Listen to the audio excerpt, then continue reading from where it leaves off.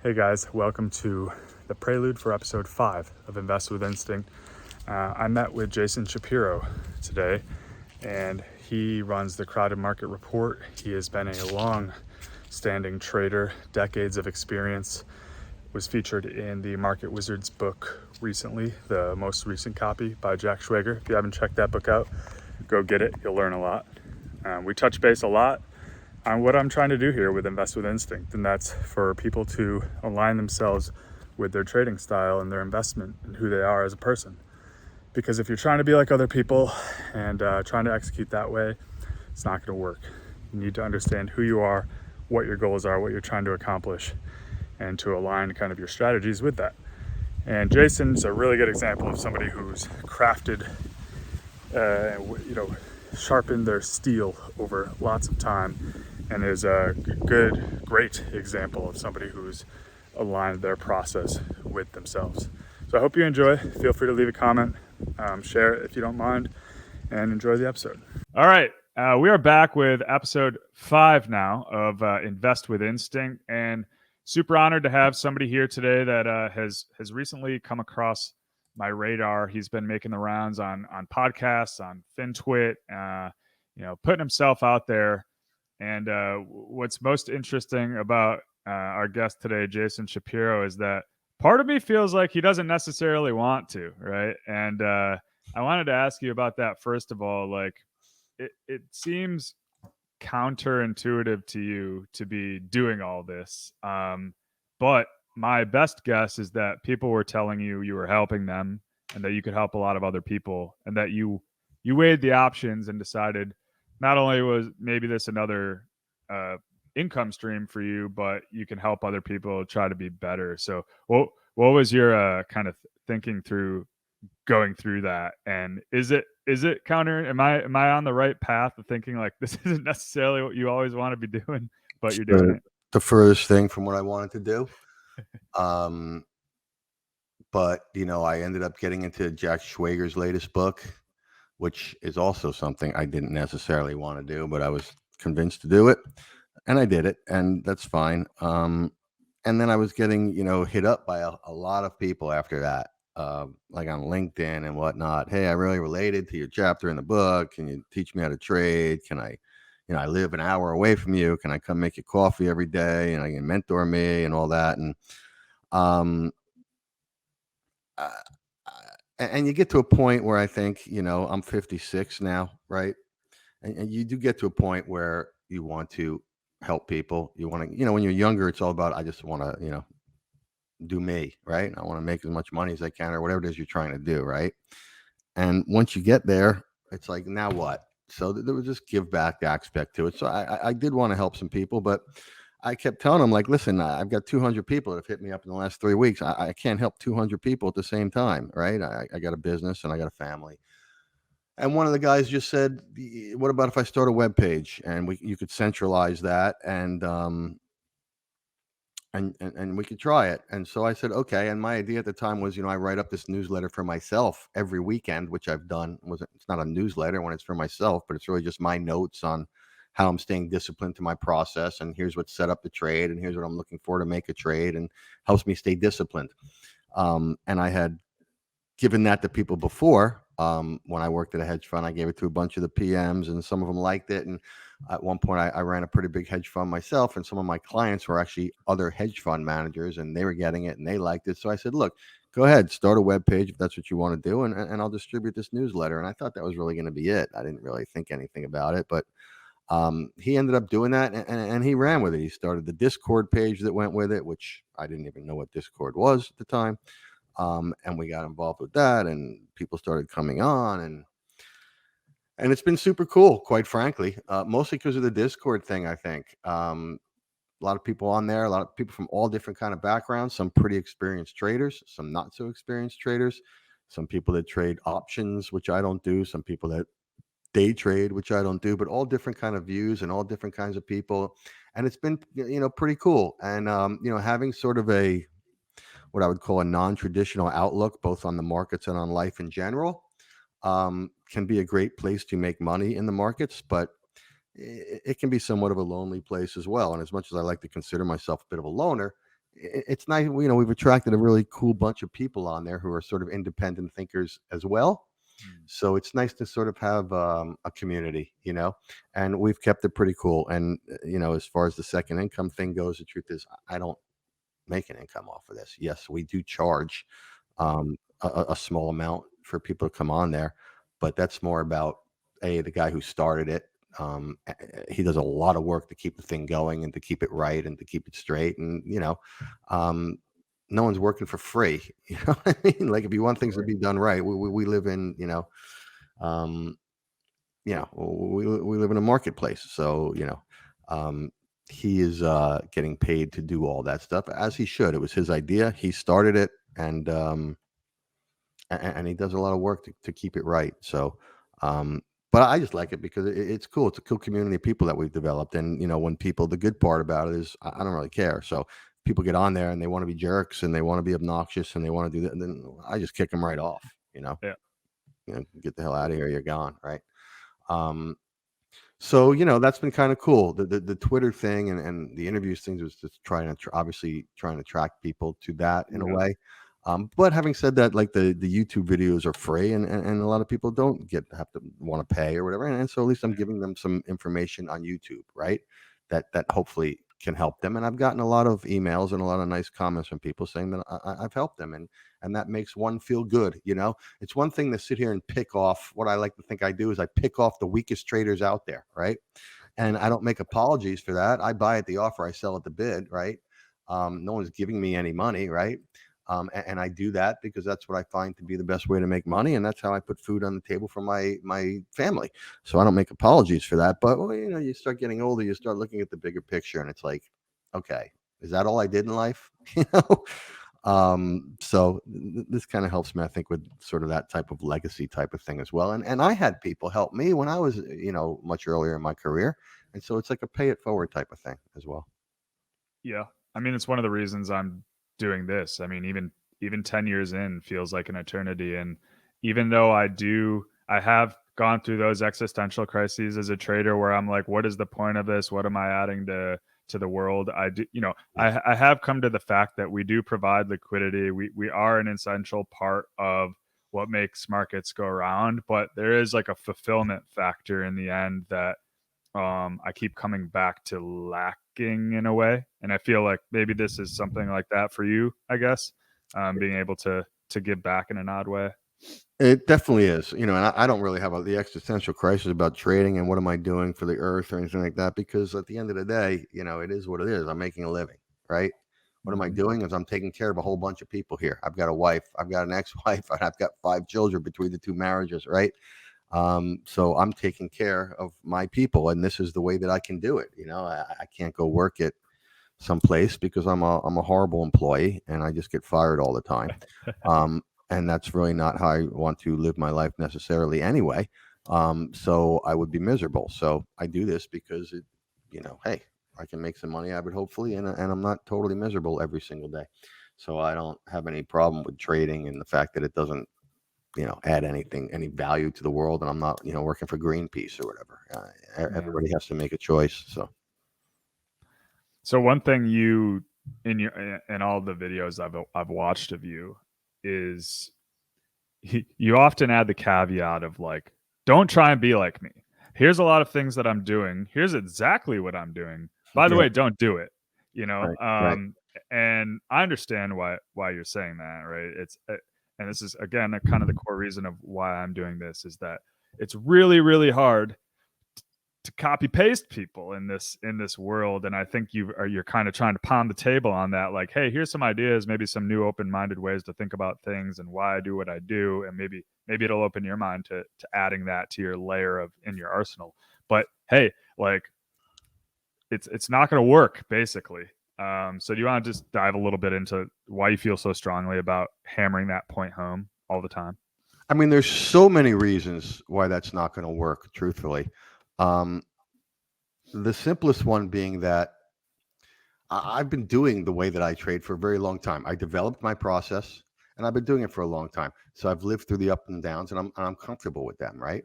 Whereas you or somebody, hey, they join, my webpage, they get my newsletter, And yes, they can see the trades I'm making. They can see the trades that I'm about to make and under what circumstance I'm going to make them. And they can then ask me on the Discord in live time, hey, are you making this trade here? Yes, I am. Okay. But it'll go through a losing period, right? And you'll abandon it. You don't know me. You don't know the history. You don't know the process. You don't know any of that. So I always say, like, okay, let's say we're going to risk 1% a trade. Well, we're going to put on 3 trades and they're all going to lose. So we're now down 3%, right? And you're going to say, oh, this guy Shapiro is a scammer and this is bullshit. And I'm not going to keep making these trades and losing money. I want to sit back now and see if it actually starts to work. So now the next trade works, right? And you make 5% on it. So now we're 4 trades into it. I'm up 2%. You're down 3%, right? That's a 5% difference already, right? You're never going to catch up to that, and that whole psychology is just going to go back and forth all the time, right? So that's the biggest problem. Well, that's one of the problems right there.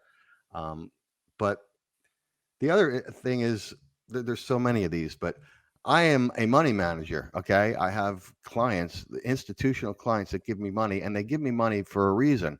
And the big reason for that is I have negative correlation to just about anything else that they have in their portfolio, 0 to negative correlation. So that's because, look, I'm a big fader of mass consensus. So clearly, if I'm fading mass consensus, I'm going to have negative correlation to other things, right? But that's why they give me money. Okay. That might not be your goal in the market, but that's my goal in the market. Is obviously I need positive returns, but I'm looking to do it in a negatively correlated way, right? So like I'll get out of trades. Okay, if a successful trade, if I buy the low and I ride it, then when things are sort of not so crowded anymore, I'll take my profit. That doesn't mean that it's not going to keep going. It just means that I've done what I am supposed to do, right? Because at this point, it's not so crowded anymore. That's because the trend followers are now getting in there and they can take it from here. They do what they're supposed to do. They do the trend following side. I do the market picking, the turn picking side. And for my client, I'm providing what I need to provide, right? That might not be what your goal is. Your goal is probably just to maximize your P&L, right?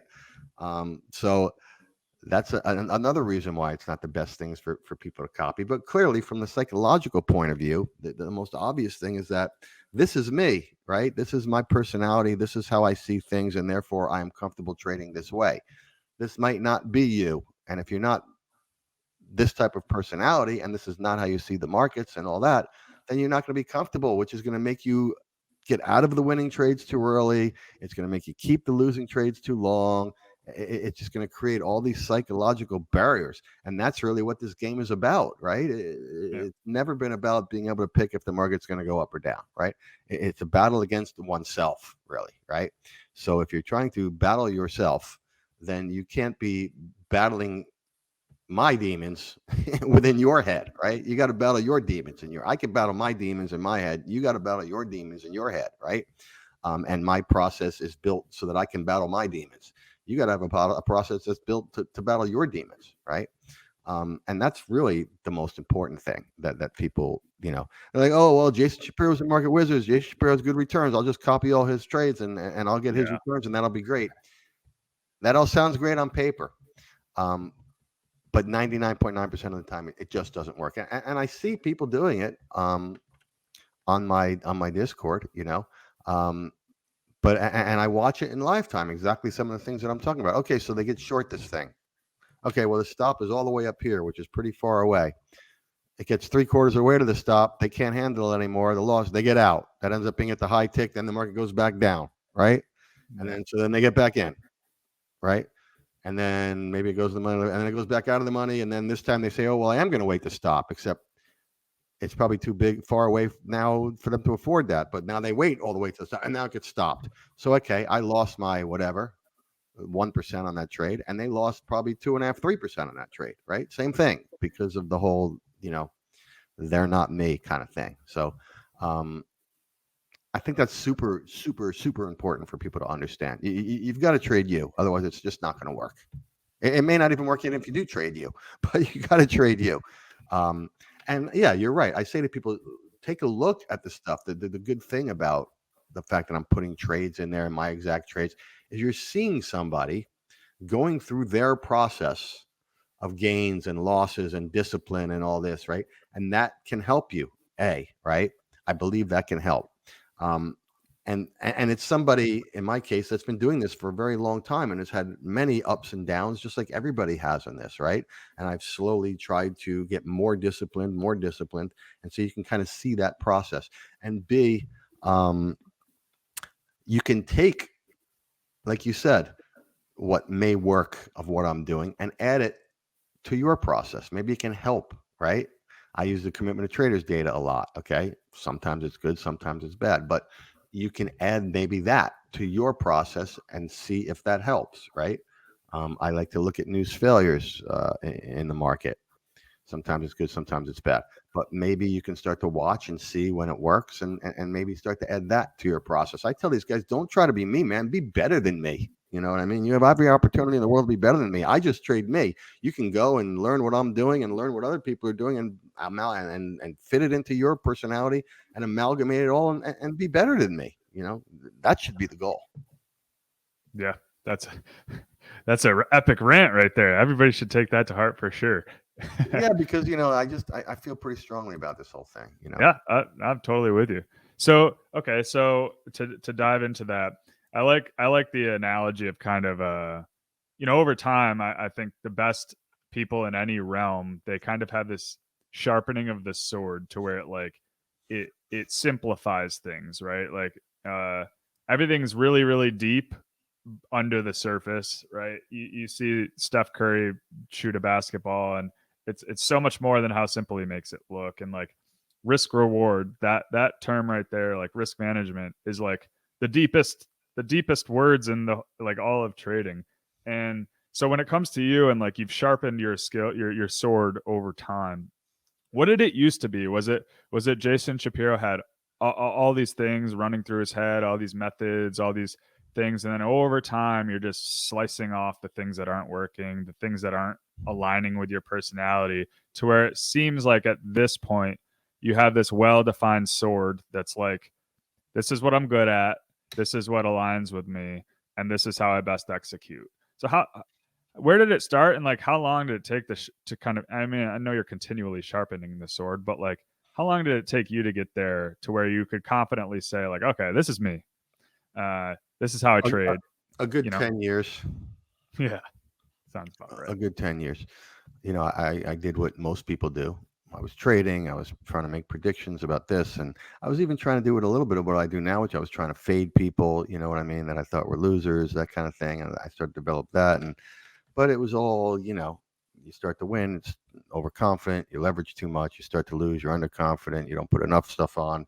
And that's the time you make. And the time you're overconfident, you leverage too much, the time you lose, all those things that everybody goes through, I also went through, right? I kept a good record of what I was doing because I was reading the trading books, and that were saying, keep a good record of what you're doing.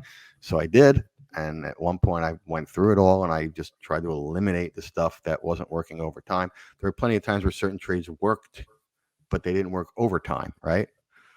So I tried to eliminate those and focus on the ones that were working, and slowly develop this into a process. And now it's been working for quite a number of years. So I stay with it. So what are other things that you kind of found this now? You found your niche, if you will. What are other things that kind of like outside of trading? Is there anything you do to, because I don't consider myself that smart, so I feel like I have to do other things in my life to continually stay in the state that I want to be in, whether that's basic shit like sleeping enough, and having my desk organized in a certain fashion and things like that. Like, what are some of the processes that you've found that have kind of like allowed you to continue to work at your kind of uh, optimal, whatever it is you think? If that question makes sense at all? Yeah, I mean, I think my daily routine is pretty similar every day. I think I get enough sleep, but what has always been the case for me, um, started way back when I was in my early 20s. When I first started trading, I was in Hong Kong, and I was trading a lot of Hong Kong stuff, but the US market always had an effect. So I was up at night checking the US markets, right? So I developed into, every day the market closes at 4. I usually take a nap from about 4 to 6 or 4 to 7 because I know I'm up at night anyway, based on old habit. And then, I'll get to sleep, 2 o'clock or whatever, and I'll sleep until, my wife wakes up, which is around 6:30. So I get my 8 hours, but I just break them into two. That's kind of what I've been doing for a very long time. And for whatever reason, that works for me. I do meditate every morning when I wake up, which is a whole nother deep conversation, but I think that's an incredibly important thing. At least it is for me. Um, I think I think meditation is one of the best things and again, people don't have to agree with this, but I think meditation is one of the best things that anybody can do in their life for a million reasons. So that's in my process as well. And then I try very hard to find something to get me. I'm not like an active day trader or anything. So like if I'm here at 9 o'clock and I'm looking at the Nikkei and I'm looking at the Hang Seng, the truth is it's irrelevant. Okay, but it's still habit. So I try to find things to keep me away from that. Um, uh, so I like music. So I picked up the guitar a few years ago, and I try to sit here and guilt myself and say, why am I sitting here watching the Nikkei for no reason when I could be sitting over there and I could be practicing, my guitar, right? Um, so I do that. I think that's an important thing to have too. And then, like I say, this community that we developed on this Discord has been real beneficial too, because we have a lot of real funny guys and real funny people on there. And, one of them started a, fantasy football league on there. So, which I haven't played fantasy football in 10 years because it drives me crazy. But, I got involved in that. And so we're doing like a fantasy football league. And so, that this Discord thing has helped me a lot because look, we're sitting here. This is my house. You know what I mean? Yeah. Like, I don't need to leave my house ever. Right. Which can be a little bit, worrying, right? Sure. But here now I'm with a community online. That's great. I can play some music. That's great. I should exercise clearly, but that's never been my thing, unfortunately. I try it. Every time I try, I fail. But clearly, that would be wonderful. But exercise is a form of meditation to me, anyway, right? Surfing is a form of meditation. I mean, all these things can be forms of meditation, right? Yeah, and I feel like trading is one of those weird jobs in which it gives you freedom, but it gives you basically no freedom at all if you're kind of one of those inward thinking types. It's there's always something, and feels like the guitar and the meditation, they're all tools to like help you not over trade, right? Because like I'm similar to you where I have access to like lots of products, right? So you can always come up with some fucking story Oh yeah. that's like, oh, that makes sense. Everything checks the box. Let's get into that. You know what I mean? You can find it anywhere at Oh any yeah. time. Yeah, especially in your mind. It might not even be true, but your mind can justify it. I sit here the last 6 weeks or so. I've had very few trades. Now, it's fortunate in a way that I had a great first half of the year, so I don't really got to worry about it. But the truth is, I just haven't had trades. So therefore, I'm not. So I sit here and I paper trade a lot of days, right? Just to keep myself from doing what you're talking about, right? Like it's easy to say, oh, I have a process and I followed 100%. Okay, but do you? You know, I can right now. I can get on my TT screen here. I can go buy 100 S&Ps just for the freaking hell of it, right? So my process keeps me from doing that. Is that what you're Theoretically, telling us to do right now? Go buy 100 S&Ps? yeah, right, I'm in. right. No, exactly. And I can find a million reasons. I see these guys on the Discord. They're talking about this trade and that trade, and I talk to my friends and this trade and that. So I'll just sit here and I'll paper trade just to help me stop myself from getting off of process, right? And it's great because I suck. So I get to show myself, hey, look at these paper trades that I made this week. I did nothing but lose money. So keep doing it and keep remembering that you suck so that you don't do this, right? I had a mental coach at one point that I worked with for a little while, and we came up with this analogy of shadow boxing, in which like especially when things are going wrong, was using paper trading or mental trading as like your shadow boxing to basically not actually be in the fight, but to check in and see if you're actually like making the right moves and thinking the right way. Yeah, Because that's right. That's the right. penalty's not there, but you can be like, oh, I've just won four rounds shadow boxing. Like maybe I should actually get back in the fight. I You know? think that's a great thing too. Yes, it keeps you in the game without actually having to pay the price of being in the game. Yeah. And then, for the newbies though, you definitely get in the game, and because like yeah, you know how to simulate the feeling of real pain or real success, whereas like a lot of people just starting only paper trading, right? Like that's also not gonna like teach you the same feeling. Hell no, Yeah. not even close. You ain't gonna. It's hard because you're not going to lose. You're not going to learn how to do this until you lose a bunch of money. I'm a big believer in that. I think that's fact, right? And it's very hard to understand that until you do it, right?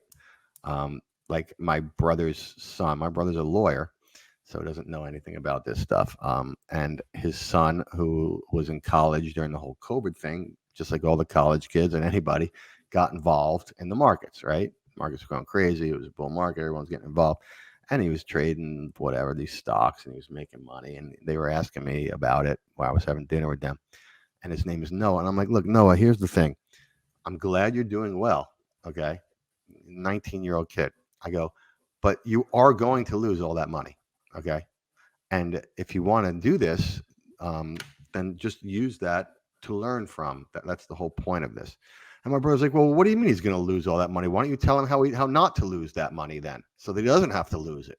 I'm like, because I can't tell him how not to lose that money. Right? It's going to happen. The more you make in the beginning, the more you're going to lose later, because you're going to convince yourself that you know what you're doing, right? And you're a 19-year-old. Like, let's just be honest. You're a 19-year-old kid. You didn't just solve the puzzle of the markets, right? What you did was you got caught up in a bull market and you bought a bunch of stuff and it went up, right? But I can't tell you how not to lose money. The only way to do it is lose money, and that can help you to not lose money. So it's hard when you're starting out, because that's what everybody goes through. I went through it. I started off when I was 21 or 22 years old, and I was caught up in a bull market, and I was young and stupid, and I made a shitload of money, right? And I figured I was going to be the next George Soros, and within a year, not only wasn't I not George Soros, but, I should have been sweeping George Soros's floor, because that's how, I needed a job and I needed some money, right? I feel like 99.9% of people have to go through that, right? And this is what I say a lot about people joining, like my thing, is I'm like, look, if you're looking for somebody to tell you what to trade and they're going to help you turn $10,000 into $1 million in a year, I'm the wrong guy for that, right? So go and find those people and do that. And then when you've lost all your money doing that, which is what's going to happen, then come back to us, and then hopefully I can help you to learn what this is really about, right? I'm not here selling, the sizzle with, look at my stacks of cash and here's my Lambo, right? That's like the classic guy on there, right? I'm here to sell you the steak. It might not be what you want to hear. So if you're not ready to hear it yet, then don't come here. When you're ready to hear it, then come, and hopefully we can help you.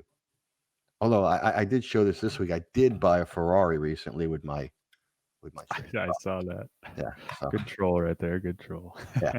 So my partner he's actually the one that sent this to me. So he's like, you got to use it. So all right, I just used it twice. There you go. I used it twice. So it's a hard thing, but most people are not just going to listen to people right away. Just like we don't listen to our dad. I always say I made peace with my dad. I was a rebellious kid, which is why I'm like a counter trend and a contrarian trader, right? And so as a rebellious kid, I wasn't going to listen to anything my dad said. And I can remember sitting at my dad's funeral going, he was 100% right, man. All those things that he was saying to me, he was completely right about it. And my kid's the same way. He don't listen to anything I say, you know what I mean? But, and in my funeral, he's going to say that I was 100% right. But, most people are not going to do that. Oh, what do I need to listen to this guy for? I'm a smart guy. I've made money trading. Well, what do I need to listen to this guy for? You're right. You don't. You don't need to listen to anybody, because you will learn your own mistakes. I think 99% of the people out there only learn from their own mistakes. They're not going to listen to some old codger saying, "Oh, I was there," and no one's going to listen to that, right? So Yeah. okay, you can go out. You're gonna have to go out and make your own mistakes, and that's the best way to learn anyway. Yeah, and with this big, huge wave of the Noahs, with crypto and GameStop and all that, like, there are a lot of people that are interested now, and the worst, I agree with you, like the worst thing that could happen is everything goes right first, right? Because I think all I did was lose for like a year and a half to almost 2 years. My trajectory is like the Nike swoosh, right? It goes down and then it kind of bottoms out, and then it's just a kind of grind higher to the right. And Beautiful. I'm so happy it went that way, right? Now you Because are. now I'm happy it went that way. Right. Yeah. Yeah. And At I the would time, and you I would were have at the told the time you were opposite. like, "What the hell am I doing with my life?" Yeah. So yeah, I don't know. It's hopefully like people can kind of understand that that makes sense. And yeah. So what was a time where what was the last time you made a trade or an investment where you were like it was completely not you? It was like old Jason Shapiro. I don't do it. It's been 20 years.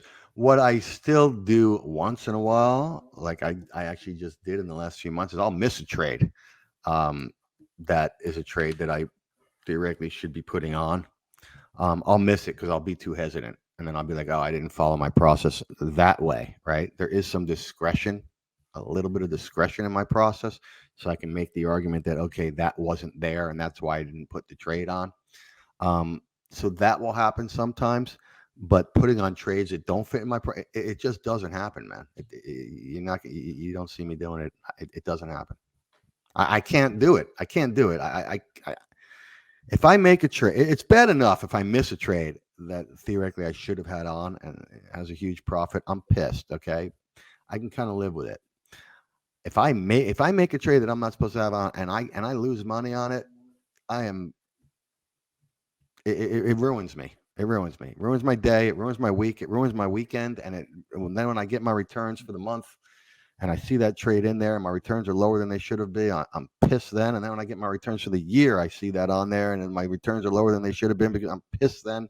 It never goes away. I don't do it. Yeah. I just feel like to get to that point, that's where like the wisdom lies, right? Like that's where all the years and the pain and the downswings and like to be able to do that because there's so many things that are attractive these days. Like we were just talking about, like how many different ideas and just a Discord you could come up with. Like to be able to just say no is like again one of those things that's super simple and sounds easy, but there's so much depth to being able to actually say no and just be like that doesn't check all my boxes, sorry, not Lose gonna enough do it. money and you'll get there. Like I say, that's the only way that I know to get there. You can listen to, these old codgers like me or a million other traders and that have Yeah, written books, and they'll tell you all that stuff, but you're never going to listen. Lose enough money. You have to get to the point you hate losing money so much that, okay, now I'm done doing that, right? I'm done doing it. I have to figure out how to be disciplined because that's all this is, right? That's all this is discipline. Your ability to predict the future, it doesn't exist, right? Over time, right? And that's the point. This is all about discipline, and it's all about discipline over time, right? Sometimes you get it right, sometimes you get it wrong. But if you stay disciplined, you get it wrong, you lose $1, you get it right, you make $4. Over time, that's going to work for you, right? But you got to stay disciplined to it, and it takes. I'd love if someone would do it right away. That would be wonderful for them, but it's a very hard thing to do because it doesn't click until you get to the other side of that, right? yeah, and then to pile on to this, like for instance, I feel like this year has been one of my toughest years trading ever, and it's interesting because as a trader, there's every day feels like an eternity, but for some reason years just keep they fly by, and there'll be regimes where like my shit just doesn't work, right? Like I have my methods, I have what I feel like I'm doing a lot of the things like I normally do, and it I always end up at this point where I have like this analogy, like analogies, but like the bus stop analogy where like I'm waiting at a bus stop for my bus to pick me up and my strategy to like keep working and to keep just chugging along, but like the bus is never coming to my stop, but across the street there's a bus coming all the time, And I'm like, kind of, all right, you know what? Screw it. I need to go adapt to this new regime and like figure out how to win in this environment. So I'm going to cross the street and go wait for that bus because I see the bus coming. And then when I get over to that side of the street, sure enough, Your bus rolls doesn't in. come, Right. bus comes back to my stop, right? So how do you deal with times where like your boxes aren't getting checked, you're not seeing a lot of positions, and you have to like really lean into that patience? It's difficult, but like I say, I day trade. I'll paper trade. I'll have fun conversations with these guys on my Discord. Like the last 6-7 weeks, I've barely had a trade. That doesn't. It's almost never happened to me, and that's the case. But that's just where we're at right now, right? And I was talking to a client the other day, and he's like, what's up? And they can't bitch at me too much because, first of all, I've made them money over time, and second of all, I've made them money this year. But he's like, what's up? I've never seen this with you, that you have so little going on. I'm like, yeah, but what you're not seeing are the losing trades that are not on there, right? So that's the point, right? I could have been trading and I would have been losing. So, but I didn't, and I didn't. So, you know what I mean? The stuff I made the first half of the year is still there. Yeah. Because I'm not losing here, right? Like I say, my stuff is, and they get that because truthfully, my stuff is, very negatively correlated to things like trend following. Trend following had a monster month last month. I didn't lose a dime. I was flat on the month, right? So I could have tried to be buy bonds, which my stuff didn't, tell me to do that stuff anyway, which is why I didn't do it. But you want to be a counter trend guy here, buy bonds, I would have been getting run over, sell dollar, I could have just gotten run over. Hey, I traded. You know what I mean? But I got run over, right? So that's how I deal with it. Is it's great. I didn't lose money. So, and that's really, again, my job. Let trend followers make money when they're going to make money. Be flat. And when trend followers lose money, make money. If I can be flat when they make money and make money when they lose money, then I am worth being in your portfolio. And that's what my business is, being in somebody's portfolio, right? A lot of times I talk about it like a football team. Let's say I'm on a football team and I'm playing defensive end. Yeah. Well, my job, I'm not an NFL football player by any means, but I was a hell of a bench warmer in high school. But my job as a defensive end, I think, is to make sure that the play pinches in, right? Set the edge, let the play pinch in, and let the linebacker come and hit the running back. Now, I can make a decision that I want to be on TV, and instead of pinching around the end, I can cut inside, get to the backfield, and tackle the guy behind the line, and I'm a hero, and it looks great, right?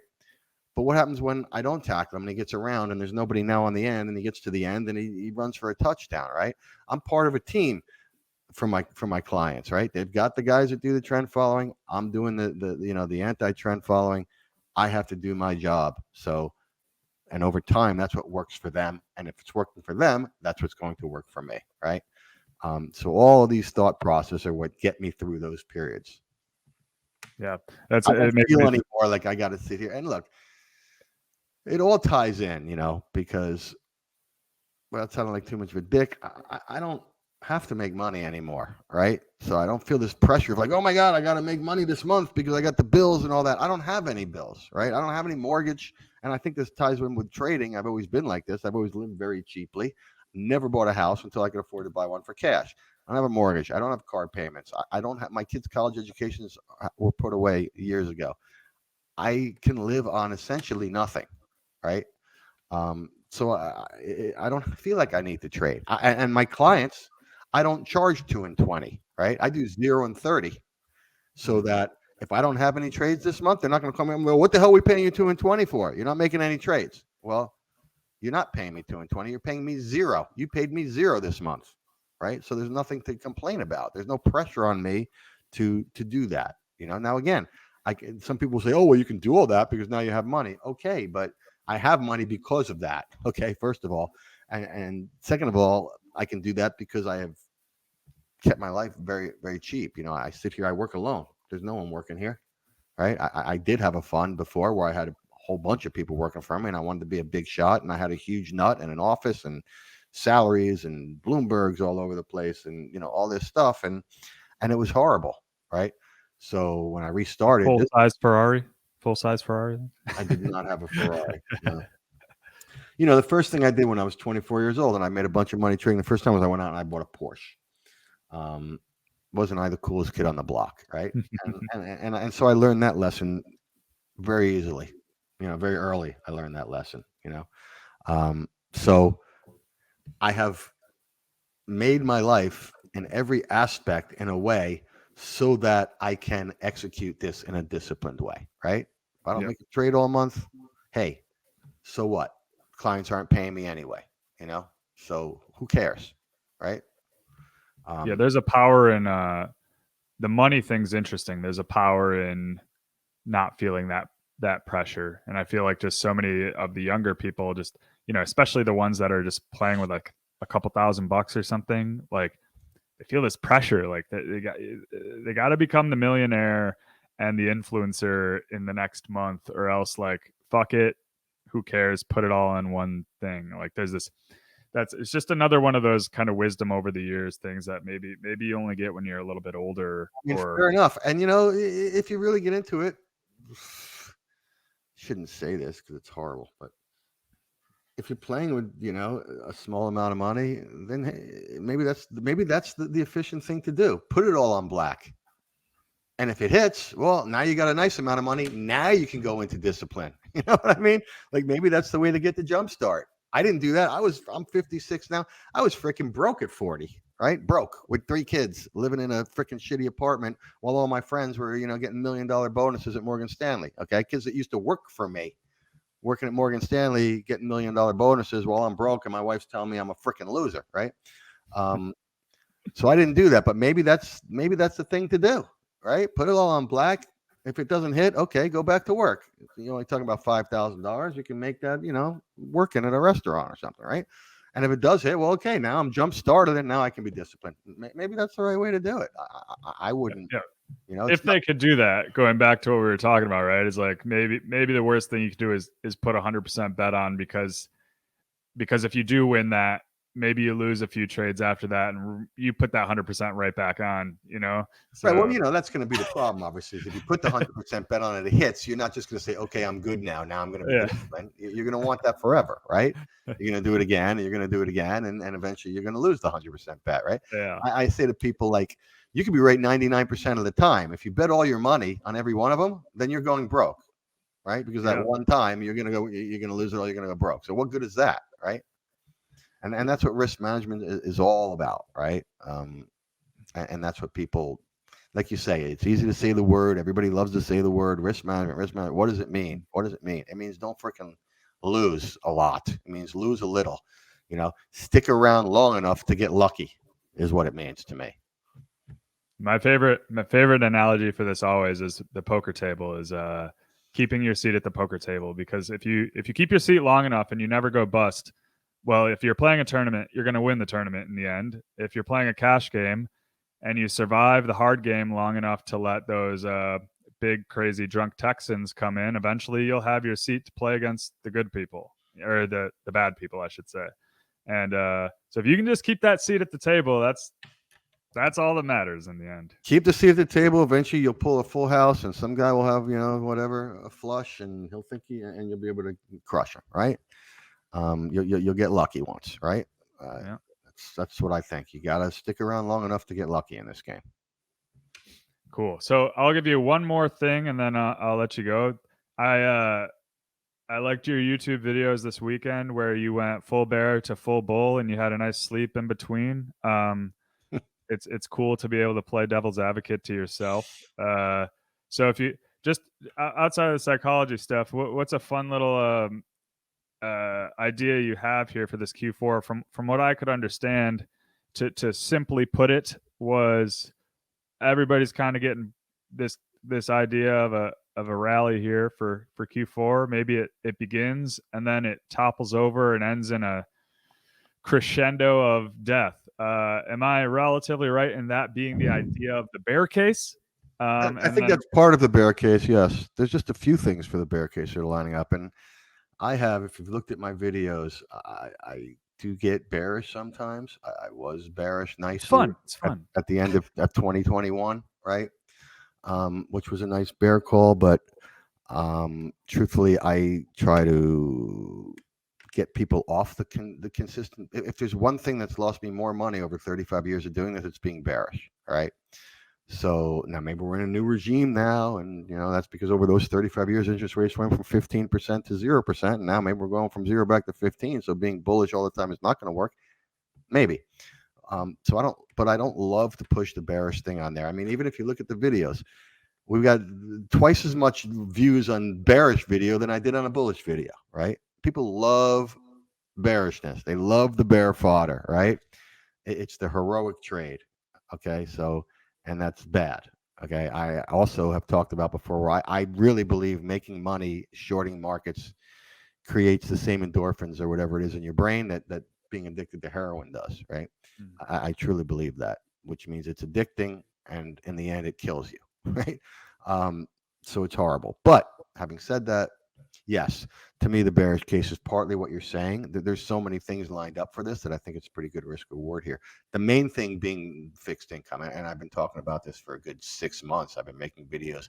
I usually just do my videos on things like discipline and things like risk management, and I don't really do market calls. But once in a while, things become so ridiculous that I have to do a market call.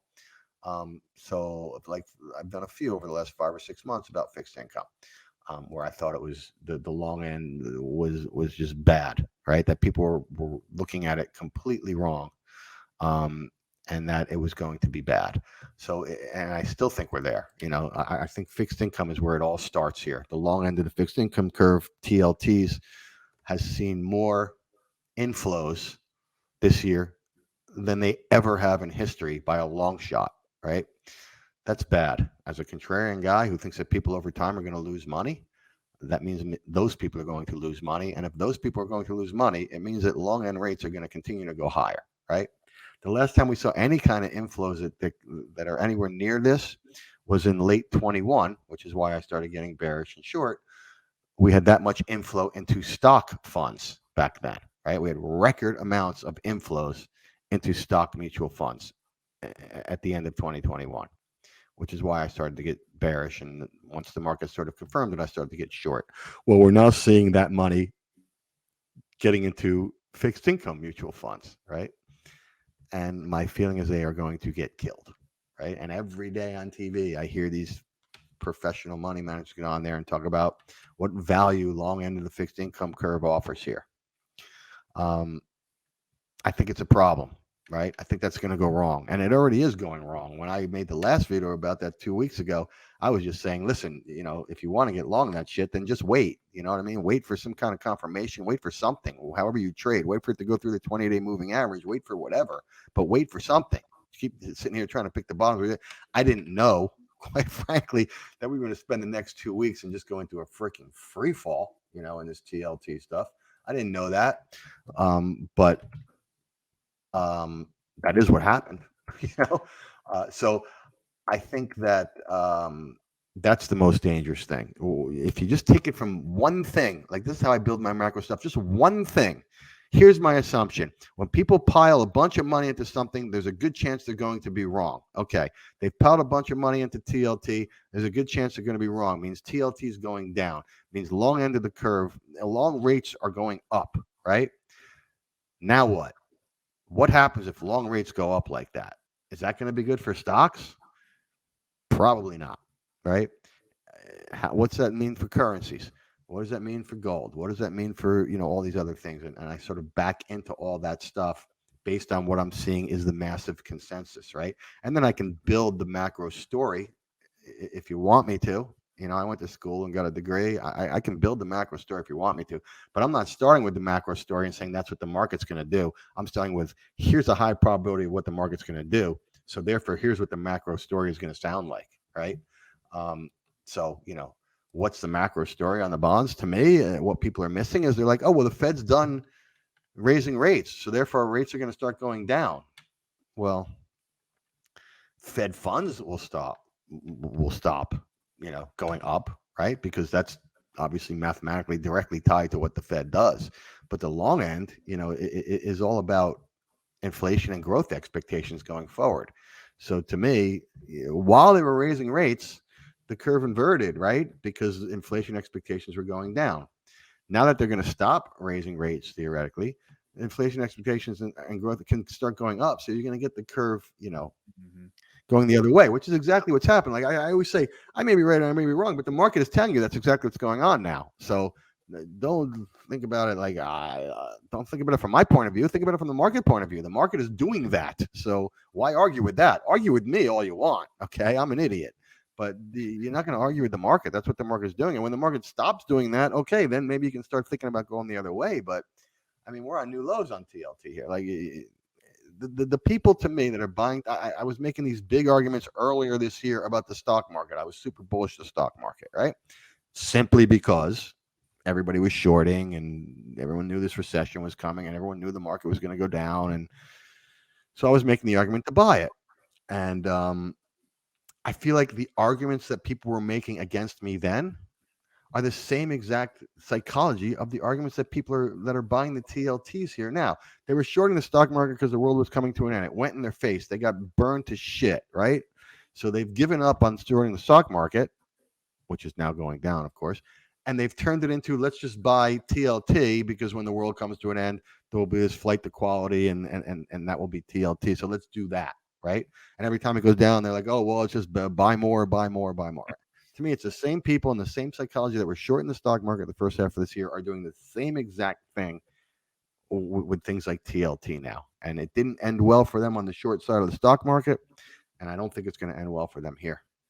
So, again, if we start with that and then we look into what will happen theoretically, we don't know what will actually happen on the second derivative, but what could theoretically happen on some of this other stuff. That's kind of why I have this bearish view here. But then I made the bullish video just to make the point of like, listen, I could be completely freaking wrong. You know what I mean? Yeah. And if I am, I can't lose money, right? So I like to have in my head, what will it look like if my view is wrong so that I can be ready for that. At the very least, I can get out of these trades and not lose money. And if I'm really good, I can go the other way and actually make money by being wrong, and I think that's what people have to get over, trying to be right. The game here is to make money. Stop. Right? That's it. Be right, be wrong. Who gives a flying crap? Make money. This is not an ego game. You got to take the ego out of it. Oh, I knew the market was going to go down. You didn't know shit. Okay. The market was either going to go up or down. I've done it on my videos before. I don't have any coins here, but here, heads. Oh, I knew that was going to be heads. No, you didn't. It was 50-50. You know what I mean? Always, right?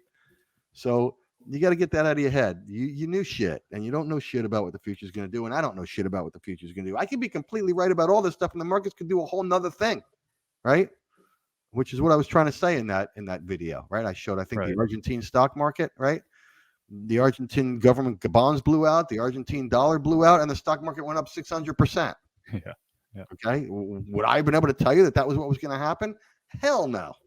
Would anybody have been able to tell you that? Here, I'll tell you now that the government bonds are going to blow out and the currency is going to blow out. What's the stock market going to do? You're going to say it's going to go up 600%? Hell no, you're not, right? And I think that that's actually a really good thing to do. And that gets back down to writing down your trades and even writing down your thoughts over time. There's so many periods where you can go back and say, okay, today is December 31st, 2022. All right. I now have in front of me 9 months of information, economic information, right? If I had that on December 31st of 2022, what would I have done? And then you can go back and see what actually happened, right? If I had told you there was going to be a banking crisis and the interest rates were going to go up basically the whole year, and the dollar was going to have this like flight to dollars, and oil was going to go up back to 95 or whatever, what would you have told me the S&P was going to be at now? And I'm telling you, you're not telling me 43, 4,400, right? You're telling me 2,200, right? Yeah. And that's a great, I think, exercise to go through, just to realize that, hey, even if I get this shit right, it doesn't mean I'm getting the market right, because the markets are whacked, man. They'll do what's going to hurt the most people. So I think that's a good exercise too. Yeah, that's really cool. I also really like the idea of the kind of derivative thinking about where the next move could happen. If it's not in this market, what's the implications for other markets and things like that. It gives you a bunch of different, ways to play it. Like I have a bunch of different ways to play this right now. If this happens, I'm not short stocks. I clearly missed that. I'm not short bonds. I clearly missed that. Where can I play this if that were to play out? Well, I'm starting to get things that show me like I can maybe get long yen. They screwed me on the yen today by coming in with these rumors, but um, Yeah. I get long yen. I could get long Swiss. I could get long gold. Right? There's a few different ways that I can play it, and I don't have to have it on there. If I have it on once and it's right, I'm going to make a really nice return. Right? One winning trade should make me, on a normal winning trade, 4 or 5% of my portfolio. That's a good return for me, right? Over a 2-month period, that's a great return for me, right? So, and if God forbid I can actually get it on 2 ways and get it on both of it, hey, I can make 8, 10%. That's a monster for me. If I get it on 3 ways, it's a monster, right? So, yeah, looking at the different implications across the markets, I only need to catch it once. In 2008, I had a positive year. Okay. I was not short the stock market. My stuff did not get me short the stock market in 2008. Okay. And it didn't get me long bonds. It didn't get me any of those trades. Right. I think the big trade I caught was short energy, just randomly. Right. But you know what? I caught it. And oil went from whatever it was, 135 down to like 30 or something. Right. So that's a massive trade. So didn't get stocks, didn't get bonds, didn't get the dollar trade, whatever the hell a dollar trade that was that year. But I caught one thing right, and that was all I needed to do. It doesn't matter. People aren't going to say, "Oh, well, you made money, but you weren't short stocks." Okay, who cares, man? Who cares? I made money, so I think that's really helpful. I think so. I've personally been like looking at shorting oil and stuff for a while now, and I'm kind of have all these different avenues, right? Calendar spreads, heating oil, outrights, Brent Brent WTI, like all these different options. And I'm looking, it's one of the benefits of having order books, right? Is like looking for that spot in that one order book that makes the most sense, that gives you the most bang for your buck. And even though oil has been punishing me, kind of getting on sides, then getting stopped out, it's cool because it continually gives you different options across a wide spectrum of things. And I don't know if it's going to be shorting the front month of crude that's actually going to be the winner, right? It could just be, oh, I found a spot in the second Brent month calendar that had a good risk to reward, and like that's the one where it takes off, right? So really cool for people to think about that trade that you're thinking about right now. Like, what are the other trades that kind of express the same view, and like what do those charts look like, and what do those situations look like? Is it a better risk reward over there? Maybe you can actually make more money, right? Or whatever, save yourself some on the downside. So really cool tip. I think that's right. Yeah, I think that's right. Well, anyways, it's about an hour. So, Jason, thanks for coming on. If you want to just give a shout out to where people can follow you real quick, and I'll let you go. Yeah, so under Crowded Market Report, I have YouTube videos that we do every week, which are free. We're on Twitter. I put some stuff on Twitter, sometimes just to stir it up a little bit, and but we also have the webpage crowdedmarketreport.com, which you can more than welcome to check out. Yeah, I joined it, guys. It's pretty cool, especially if you do this for a living, like every Sunday. It kind of gives you a broad-based outlook of kind of, especially if you trade horizontally and pay attention to a lot of things. It can give you an idea of positioning and kind of just some general thoughts, some spots that you might be eyeing for the week. So really cool. Really appreciate what you're doing out there. Thanks. All right. So thanks for chatting, and good luck. Hopefully you make all the money and get in some trades. Yes. Play that thanks. guitar. Yeah. Thanks. All right. See you, Jason.